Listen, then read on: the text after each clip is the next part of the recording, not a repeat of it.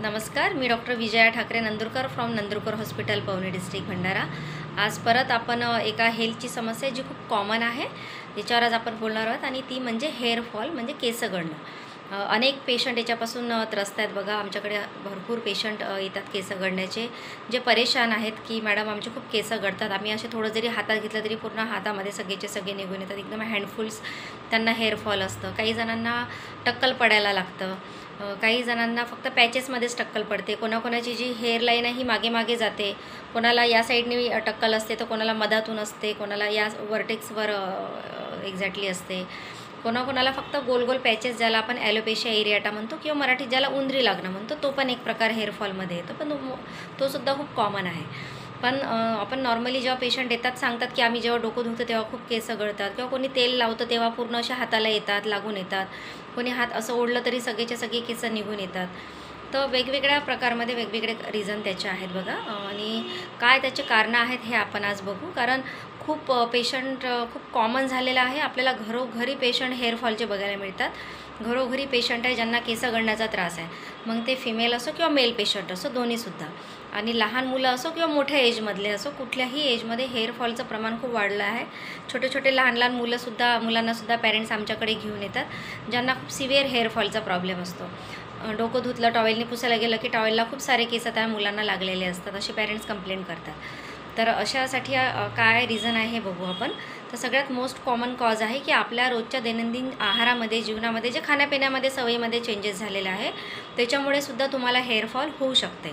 मग बाहेरचं junk food आहे, तुम्ही काही बर्गर पिझ्झा हे ते डेली तुम्ही मैद्याचं जर खात असाल तर तुमच्या बॉडीला न्यूट्रिशन हे कमी मिळतं, त्याच्यामुळे सुद्धा हेअरफॉल होऊ शकते। सगळ्या व्हिटॅमिनची डेफिशियन्सी, जसं व्हिटॅमिन B12ची डेफिशियन्सी आहे, व्हिटॅमिन B6ची डेफिशियन्सी आहे, तुम्हाला जर हिमोग्लोबिनचं प्रमाण तुमच्या शरीरामध्ये कमी असेल, तुम्हाला ॲनिमिया असेल, मग तो ॲनिमिया तुमचा हिमोग्लोबिन कमीमुळे असल्यामुळे आयरन डेफिशियन्सी असू शकतो, मेगॅलोब्लास्टिक ॲनिमिया असू शकतो, तुम्हाला सिकल सेलसुद्धा असू शकते। अशासुद्धा केसेसमध्ये तुम्हाला हेअरफॉल हे होऊ शकते। मधामध्ये माझ्याकडे एक पेशंट आली, तिचे पेरेंट्स घेऊन आले माझ्याकडे की मॅडम खूप केस गळत आहे माझ्या मुलीचे, आणि खरंच तिचे अक्षरशः इतके पातळ केस झाले होते आणि असेच मी चेक केलं तर पूर्ण हातात येत होते। पण जेव्हा तिला मी चेक केलं, तिला पूर्ण खूप पॅलर होतं, सिव्हिअर। मग तिचं CBC केलं आणि हिमोग्लोबिन चेक केलं तर त्या मुलीचं हिमोग्लोबिन फक्त 5.6 होतं, म्हणजे तिला सिव्हिअर ॲनिमिया होता, त्याच्यामुळे तिला तेवढं हेअरफॉल होतं, चेहऱ्यावरती पांढरे डाग तिच्या आलेले होते। तर सगळ्यात महत्त्वाचं आहे की पहिले आपल्याला कारण शोधणं खूप आवश्यक आहे। पुष्कळ पेशंट आमच्याकडे येतात, सांगतात की मी ऑनलाईन काही तेल बोलवलं, ऑनलाईन काही शॅम्पू बोलवलं, मी हे तेल लावत आहे, काही गोळ्या औषधी खात आहे, पण जोपर्यंत तुमचं हेअरफॉलचं रिझन काय आहे, कारण काय आहे हे आपण शोधणार नाही, त्या कारणाच्या मुळाशी आपण जाणार नाही, तोपर्यंत तुम्ही बाहेरून कितीही औषध लावा त्याचं काहीही उपयोग होणार नाही। कारण हेअरफॉल हे काहीतरी तुमच्या बॉडीमध्ये क्षारांची कमी, तुमच्या बॉडीमध्ये काहीतरी व्हिटॅमिनची डेफिशियन्सी किंवा त्याच्या मागे कुठलं तरी एखादं कॉज, एखादा कुठला तरी आजार हे होऊ शकते, हे लक्षात तुम्ही घ्यायला पाहिजे। पुष्कळ वेळा पेशंट येतात इकडे तिकडे, कोणी काही सांगितलं म्हणून ते तेल यूज करतात, कोणी काही सांगितलं म्हणून तो शॅम्पू यूज करतात, एखाद्याला जर आराम झाला तर तो दुसऱ्याला सांगतो तर ते यूज करतात, तसं तुम्हाला अजिबात रिझल्ट मिळणार नाही, तुम्ही त्याच्यात दिवस वाया घालवणार, आणि जसं जसं जुनं होत जाते बघा तुमचं हेअरफॉल, तसं तसं त्याची जी सिव्हिरिटी आहे ही वाढत वाढत जाते। म्हणून जर हेअरफॉल असेल तर लवकरात लवकर आपण आलं पाहिजे, डॉक्टरला दाखवलं पाहिजे, त्याचं डायग्नोसिस केलं पाहिजे की काय कारण आहे। तर पहिलं जसं मी सांगितलं की तुम्हाला व्हिटॅमिनची डेफिशियन्सी आहे किंवा कमतरता आहे, आयरन डेफिशियन्सी आहे, कुठला ॲनिमिया असू शकतो। जर तुम्ही व्यवस्थित जेवण तुमचं नसेल, तुम्ही डाएट बरोबर घेत नसाल, त्याच्यामुळे सुद्धा होऊ शकते। सेकंड आहे, जर तुम्हाला काही आजार असेल तुम्हाला झालेला ऑलरेडी, किंवा कुठलं तरी हार्मोनचा इम्बॅलन्स असेल, मग हार्मोनल इम्बॅलन्समध्ये मोस्ट कॉमन आहे तुमचं थायरॉईड, जर तुम्हाला असेल त्याच्यानेसुद्धा तुम्हाला हेअरफॉल होऊ शकते।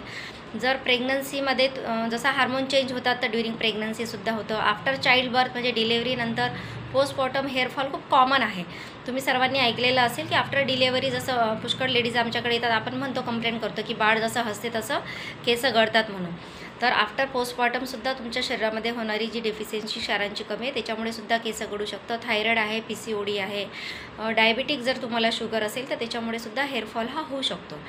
जर तुम्ही कुठलं मेडिसिन्स खूप जास्त घेत असाल एकसारखं, जसं स्टिरॉईडच्या काही औषधी आहेत, कोणी वातासाठी काही औषधी घेतात, कोणी ॲस्थमासाठी काही ट्रीटमेंट घेत असेल, तर याच्यामुळे सुद्धा तुम्हाला केस गळण्याच्या समस्या हे होऊ शकतात। जर कोणाला कॅन्सरसारखा आजार असेल आणि तुम्ही जर काही किमोथेरपी घेतली असेल, रेडिएशन थेरपी घेतली असेल, त्याच्यामुळे सुद्धा तुमचं हेअरफॉल होऊ शकते। जर तुमचं काम, तुमचं ऑक्युपेशन किंवा तुमचं वर्किंग प्लेस जे आहे तिथे जर खूप जास्त पोल्युशन असेल, खूप जास्त धूळ असेल, मातीमध्ये तुमचं काम असेल, खूप डस्ट तिथे असेल, तर त्या डस्टमुळे सुद्धा तुम्हाला हेअरफॉलची समस्या ही होऊ शकते, हेअरफॉल होऊ शकतो. परत तुम्हाला जर कुठल्या आजारातून तुम्ही उठले असाल तर पुष्कळ वेळा आमच्याकडे काही पेशंट येतात ज्यांना टायफॉईड होऊन गेलेला आहे, कोणाला मलेरिया होऊन गेलेला आहे, डेंग्यूमधून कोणी उठलेला आहे, त्याच्यानंतरसुद्धा तुम्हाला हेअरफॉल होऊ शकते. काही जणांना ब्लड लॉस झालेला असेल बॉडीमध्ये, कुठल्या ॲक्सिडेंटमध्ये खूप जास्त ब्लड लॉस झाला असेल तर तुम्ही जर ॲडमिट आहे हॉस्पिटलला, त्याच्यानंतर खूप सारे मेडिसिन तुम्हाला घेण्यात आल्या आणि जेव्हा तुम्ही वापस येता मग ते कुठल्याही कारणासाठी हॉस्पिटलाइज तुम्ही झाले असाल, टायफॉईड आहे, मलेरिया आहे, डेंग्यू आहे, कोविडसारखा आजार आहे. मधात माझ्याकडे खूप सारे पेशंट आफ्टर कोविड हे वाढले होते हेअरफॉलचे, की कोरोनामध्ये त्यांना खूप सिव्हिअर हेअरफॉल सुरू झालं होतं आफ्टर कोविड. मग ते ट्रीटमेंटमुळे पण आणि त्यांच्या बॉडीच्या पेशींना जसं कोरोना हा व्हायरस जो होता, जो अटॅक करत होता, त्याच्यामुळे सुद्धा तुम्हाला सिव्हिअर हेअरफॉलचे पेशंट तेव्हा बघायला मिळत होते. तर असं कुठलंही कारण असेल त्याच्यासाठी जोपर्यंत आपण कारण शोधणार नाही, त्याच्या मुळापर्यंत आपण जाणार नाही. अनेक जसं आमचा हा इकडचा पट्टा आहे, आम्ही भंडारा जिल्ह्यामध्ये आमच्या इकडे कोंढा साईड, अडाड साईड आहे, तर थोडंसं क्षारयुक्त पाण्याचं प्रमाण जास्त आहे. पिंपळगाव वगैरे जे गाव आहेत तिकडे इतके जास्त पेशंट आहे हेअरफॉलचे माझ्याकडे आणि त्यांना सिव्हिअर डॅन्ड्रफवाले पेशंट. तर कधीकधी हार्ड वॉटर पण ते एक कारण आहे हेअरफॉलसाठी.